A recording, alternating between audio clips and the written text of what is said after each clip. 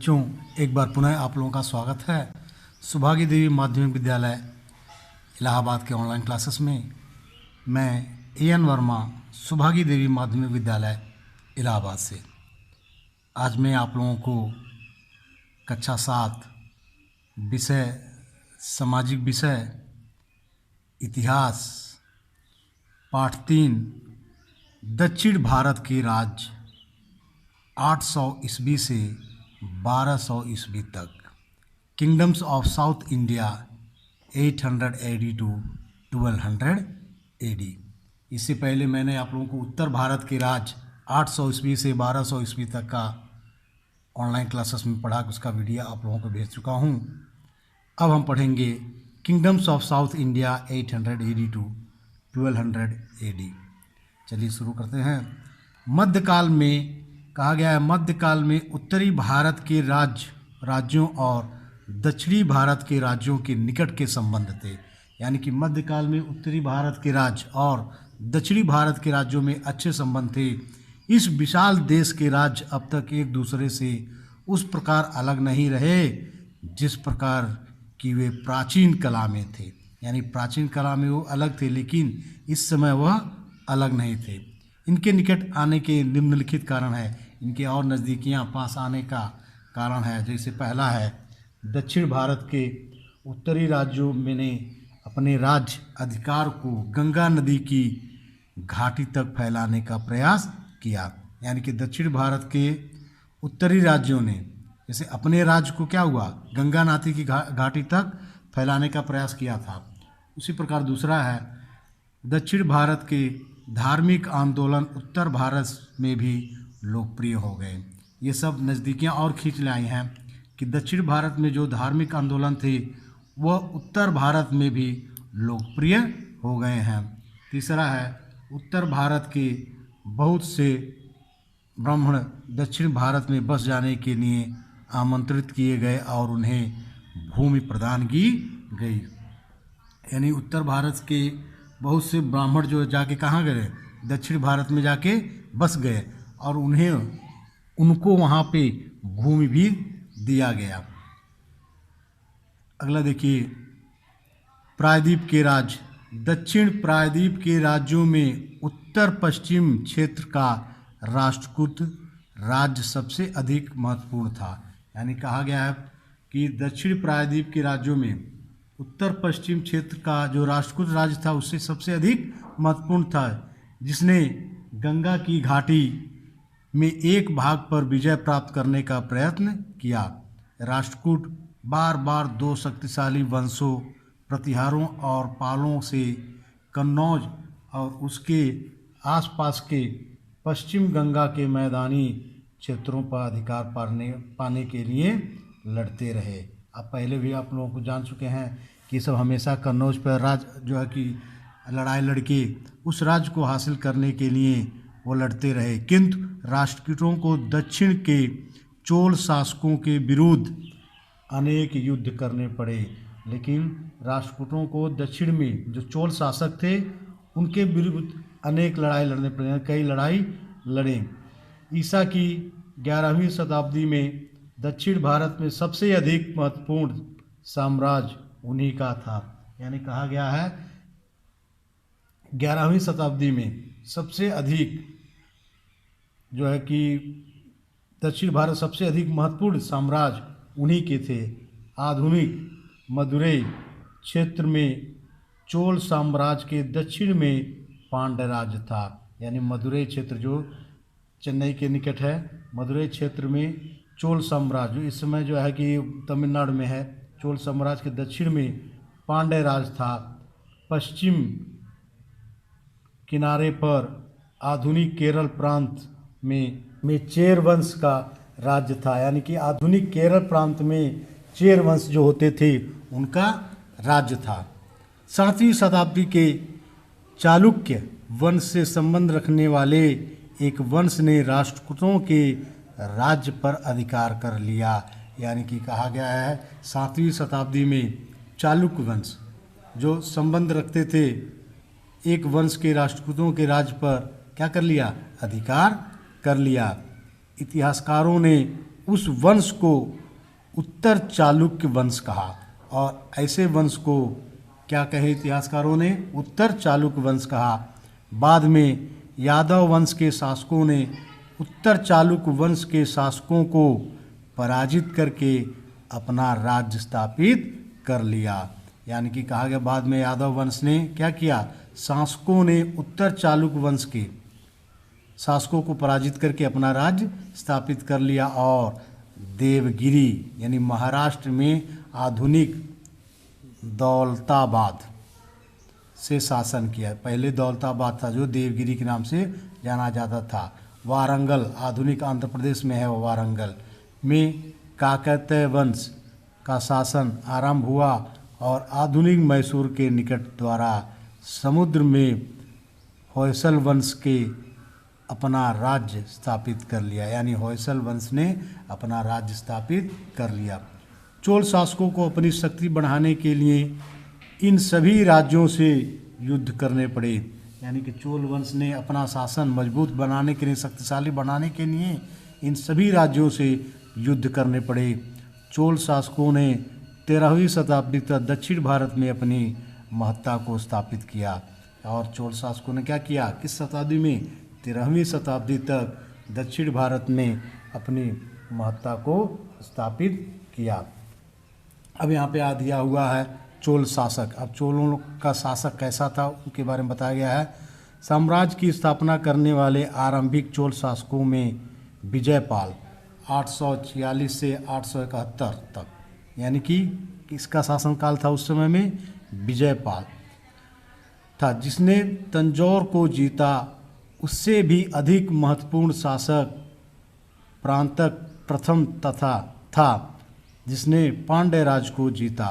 यानी कि पांड्य राज को जीता था वह शासक कौन था? परांतक प्रथम। और मदुरई कोडवन की उपाधि प्राप्त की। और उसने जीतने के बाद किसकी उपाधि प्राप्त की? मदुरई कोडवन की उपाधि प्राप्त की, जिसका अर्थ होता है मदुरई का विजेता। परंतु परांतक को भी राष्ट्रकूट राजा कृष्ण द्वितीय ने पराजित कर दिया। कृष्ण द्वितीय ने, जो कि राष्ट्रकूट के राजा थे, उन्होंने परांतक को क्या किया? पराजित कर दिया। अब परांतक ने अपने राज्य को समृद्ध और शक्तिशाली बनाने पर ध्यान दिया। यानी कि समृद्ध और शक्तिशाली बनाने पर क्या दिया? ध्यान दिया। किसने? परांतक ने। उसने राज्य में कृषि को प्रोत्साहन दिया। सिंचाई के लिए बड़े बड़े तालाब खुदवाए गए, जिनमें वर्षा के जल को एकत्र किया जा सकता था। तालाबों के जल को खेतों तक पहुंचाने के लिए नहरों का निर्माण किया।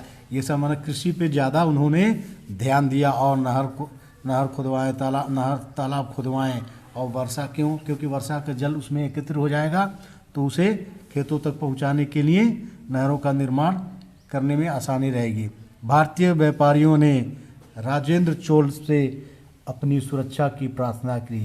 यानी भारत के जो व्यापारी थे उन्होंने राजेंद्र चोल जो थे उनसे अपनी सुरक्षा की प्रार्थना की और उसने एक विशाल जल सेना भेज दी। और उन्होंने क्या किया? एक विशाल बहुत बड़ा जल सेना भेज दी।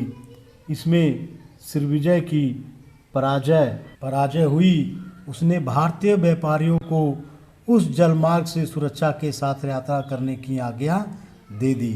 राजेंद्र चोल ने इन व्यापारियों को इसलिए सहायता की क्योंकि वे चोल राज्य के निवासी थे। इसलिए उन्होंने उनकी सहायता की क्योंकि वो चोल राज्य के निवासी थे।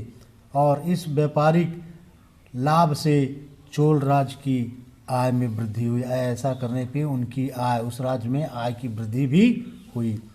धीरे धीरे चोल राज्य शक्तिहीन हो गया और अन्य राज्य अधिक शक्तिशाली बन गया। धीरे धीरे चोल राज्य क्या हुआ? शक्तिहीन हो गया, शक्ति उसकी खत्म होने लगी और अन्य राज्य अधिक शक्तिशाली बन गए। 13वीं शताब्दी के अंत तक चोल राज्य का पतन हो गया था। 13वीं शताब्दी के अंत में चोल राज्य का क्या हो गया था? पतन हो गया था, क्योंकि राजेंद्र चोल के उत्तराधिकारियों ने अपने धन, समय और शक्तिशाली का बहुत बड़ा भाग प्रायद्वीप में अन्य राज्यों के साथ युद्ध करने में व्यय कर दिया, यानी लड़ाई लड़ने में खर्च कर दिया।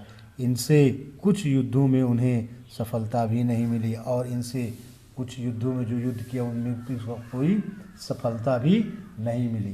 अगला, चोल शासन प्रणाली। राज्य में राजा सबसे अधिक शक्तिशाली होता था। सभी लोग जानते होंगे राज्य में राजा सबसे अधिक शक्तिशाली होता था, परंतु राजा से यह आशा की जाती थी कि वह अपनी मंत्री परिषद या अपने पुरोहितों की सलाह से शासन करेगा। तो सब लोग कोई राय लेते थे, कोई राय देता था। शासन के विभिन्न भागों के विशेष अधिकारी होते थे।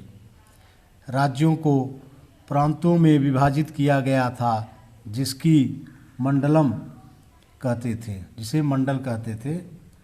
प्रत्येक प्रांत मंडलम को कई वलनाडुओं में विभाजित किया गया था। प्रत्येक वलनाडु में कई गांव होते थे।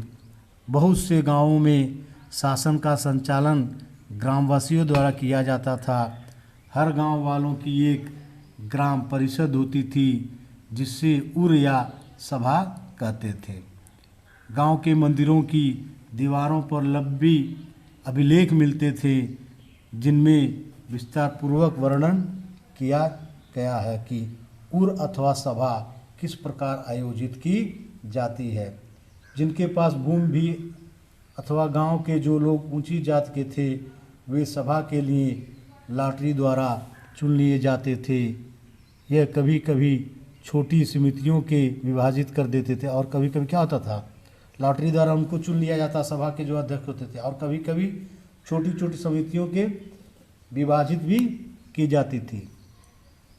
प्रत्येक समिति गांव के शासन के एक एक अंग को देखरेख करती थी, यानी कि समिति के लोग एक एक जगह पे एक एक लोगों को देखरेख करती थी।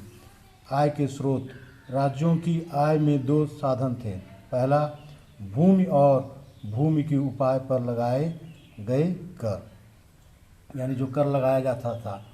दूसरा है व्यापार कर, यानी व्यापार में जो कर लगाया जाता था वह। इस आय का एक भाग राजा के लिए रख दिया जाता था और शेष भाग सार्वजनिक निर्माण कार्यों जैसे सड़क और तालाब बनाने, राज कर्मचारियों का वेतन देने, सेना पर व्यय करने अथवा मंदिर निर्माण के लिए उपयोग किया जाता था। यानी कि जो कर आता था उसको क्या रख दिया जाता था कि किस काम के लिए, सार्वजनिक कार्यों के लिए, जैसे सड़क को बनवाना, तालाब को बनवाना, तालाब खुदवाना, राज कर्मचारियों को वेतन देने के लिए, सेना पे खर्च करने के लिए और मंदिर निर्माण का उपयोग किया जाता था।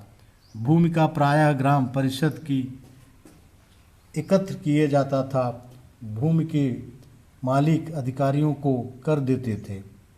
व्यापार कर से जो प्रायः नगरों में रहते थे वसूल लिया जाता था। जो नगरों में रहते थे व्यापारियों, उनसे वसूल लिया जाता था। आरंभ में चोल राज की राजधानी तंजौर थी। बाद में कांचीपुरम को राजधानी बनाया गया। कुछ समय तक गंगईकोंड चोलपुरम को राजधानी बनाया गया था। इस नगर का नाम का अर्थ है गंगा पर विजय पाने वाले का नगर, यानी कि गंगईकोंड या फिर चोलपुरम को राजधानी बनाया गया था। इसका अर्थ क्या था, गंगा पर विजय पाने वाले का नगर। तो प्यारे बच्चों, ये रहा आपका इतिहास पाठ 3 भाग 1। अगले दिन मैं आप लोगों को भाग 2 का वीडियो बना के भेजूंगा। तब तक के लिए थैंक यू, धन्यवाद।